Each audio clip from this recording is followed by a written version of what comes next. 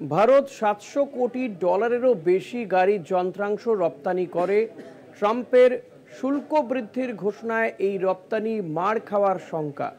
ভীতির ঢেউ এসে পড়েছে শেয়ার বাজারেও।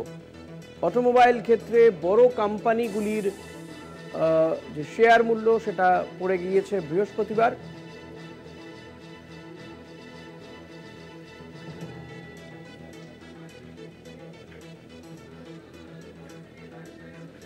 আগামী এপ্রিল থেকেই কিন্তু ডোনাল্ড ট্রাম্প গাড়ি এবং গাড়ির যন্ত্রাংশের ওপর 25% শুল্ক চাপানোর কথা ঘোষণা করেছেন।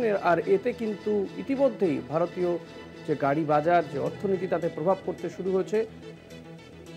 এ নিয়ে আমরা কথা বলবো Kolkata TV political editor Ashis চট্টোপাধ্যায়ের সঙ্গে।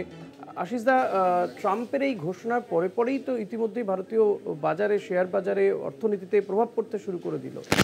এটা বেশ চোখে পড়ার মতো ঘটনা, কেননা সামগ্রিকভাবে আজকে বৃহস্পতিবার শেয়ার বাজার একটা নর্মাল উত্থান দেখা গেছে। খুব বড় উত্থান নয়, নর্মাল একটা উত্থান দেখা গেছে। বিশেষ করে গত 3 দিন ধরে কিছুটা উত্থান দেখা যাচ্ছে।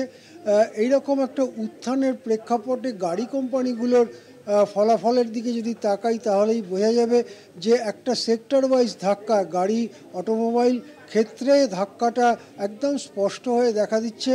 এবং খুব বড় মোটর গাড়ি কোম্পানি টাটা মোটরস, ঐতিহ্যশালী কোম্পানি, তার শেয়ার মূল্য প্রায় 5.5% পড়ে গেছে। এইচআর মোটরস বা মাহিন্দ্রার মতো বিখ্যাত কোম্পানিগুলো, সেই কোম্পানির শেয়ার বাজারের মূল্য কমেছে।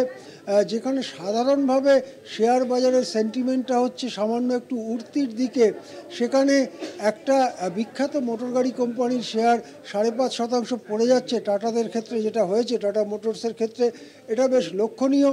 এখন এই যে অটোমোবাইল ক্ষেত্রে যে ধাক্কাটা এসেছে, সেই ধাক্কা গোটা শেয়ার বাজারকে টেনে নামায় কিনা তার জন্য শুক্রবার আমাদের অপেক্ষা করতে হবে। তারপরে তো সামনের সপ্তাহে তার পুরো ফলাফলটা বোঝা যাবে। হ্যাঁ, ধন্যবাদ আশিসদা।